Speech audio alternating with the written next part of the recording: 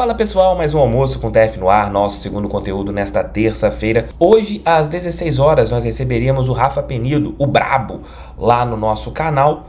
Porém, infelizmente, ele teve uma perda familiar hoje na manhã e teve que desmarcar o nosso bate-papo às 16 horas. Então, Rafa, toda a força para você e para sua família, meu amigo.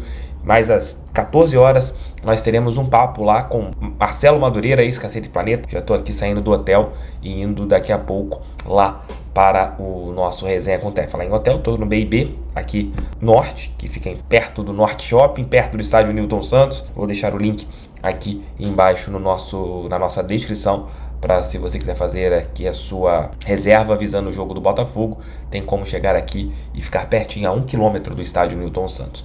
Amigos, vamos falar sobre alguns pontos importantes. O primeiro, John Textor foi muito bem ontem. E eu quero ver se a mídia, ela que tem tratado de uma maneira tendenciosa, até mesmo em relação às argumentações, tudo que o John Textor vem falando, como ela vai lidar com esse texto, que é muito bem embasado. Tecnicamente, juridicamente, você não vê falhas nesse texto do Textor. Pode discordar de alguma ou outra fala do empresário norte-americano, mas tecnicamente ele detona o auditor palmeirense, né? É muito longo o texto, tá lá no site do John Textor, johntextor.org, você encontra esse texto na íntegra.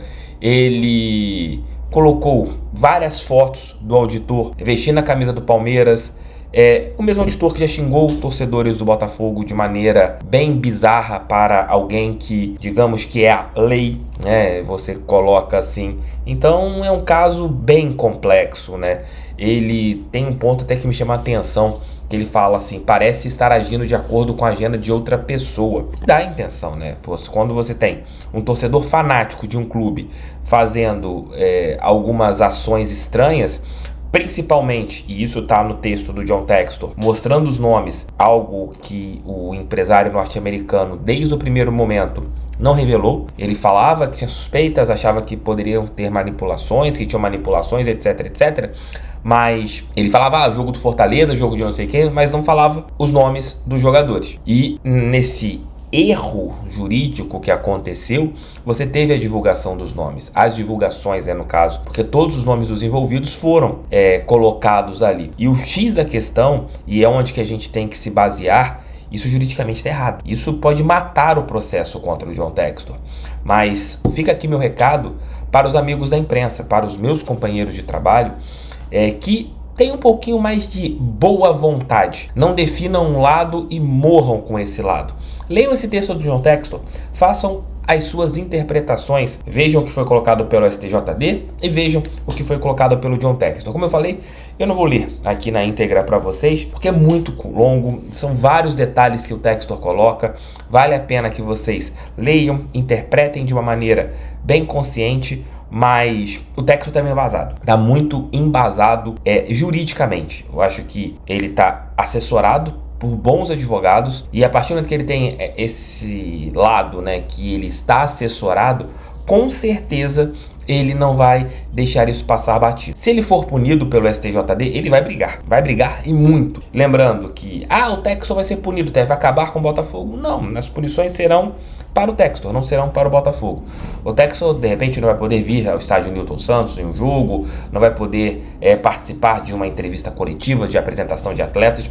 Por falar nisso, foi marcada para amanhã, às 14 horas, no estádio Newton Santos, a apresentação do Thiago Almada para a imprensa. Então amanhã, 14 horas, no Newton, a apresentação do nosso novo reforço, do nosso camisa 23. Volto a falar do Textor, e é com isso, né, que a gente enxerga, com isso que a gente vê como são os fundamentos do empresário norte-americano e da imprensa.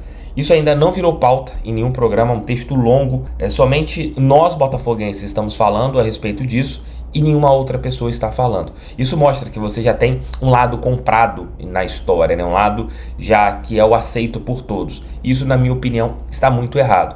Mas vale a pena que vocês leiam tudo aquilo que o John Textor falou, porque ele realmente aponta todos os erros do senhor Mauro Marcelo de Lima e Silva, né? cuja afeição pelo Palmeiras, esse ponto aqui é bem interessante, tem sido bem divulgada por meio de suas fotos pessoais, comete a ação impensável de punir um presidente de clube simplesmente por ter solicitado de maneira confidencial uma investigação envolvendo, ainda que indiretamente, o clube que o senhor Mauro Marcelo parece apoiar. E ele coloca alguns outros pontos, né? Lamento profundamente que o relatório elaborado pelo senhor Mauro Marcelo de Lima e Silva tenha deliberadamente divulgado os nomes dos potenciais envolvidos, além de ter publicizado o teor da documentação e análise no inquérito, que contém dados sensíveis e informações confidenciais. Aí o texto completa em alguns pontos, né? Eu nunca fiz qualquer alegação contra um clube, um jogador ou um árbitro específico. Minha única providência foi apresentar documentos, em especial de um expert com credibilidade respeitado por órgãos governamentais e tribunais criminais em diversas jurisdições e requerer que essa documentação fosse investigada pelo STJD, pelo Senado e pelos promotores criminais. É isso, meus amigos. Tá aí.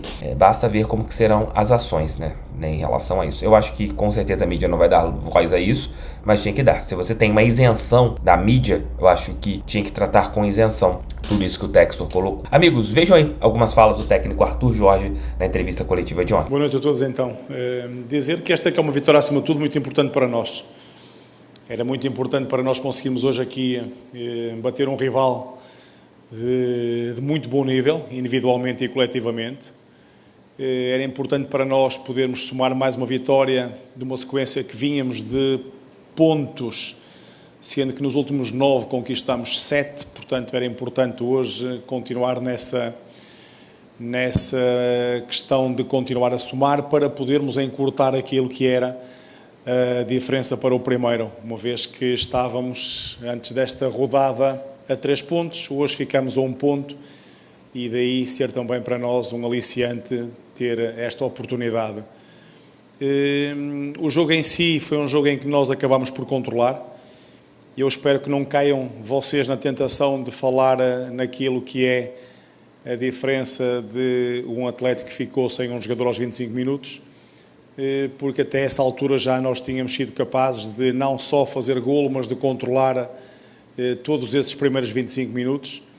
Naturalmente que fica muito difícil quando depois se fica com menos um elemento em campo, facilita um pouco mais, ou facilitou um pouco mais a nossa tarefa, um jogo que acabamos por controlar, onde, especialmente no segundo tempo, depois de alguns ajustes, no intervalo que foram necessários fazer, para ajustarmos melhor àquilo que era os 10 homens do Atlético em campo, acabamos por controlar, ter essa intensidade, ter de facto muita bola próxima da área contrária, aumentámos consideravelmente aquilo que foi as nossas tentativas de finalização, que era uma coisa que vínhamos nos últimos jogos a não ter tanto ou a ter menos do que aquilo que já mostramos noutras ocasiões.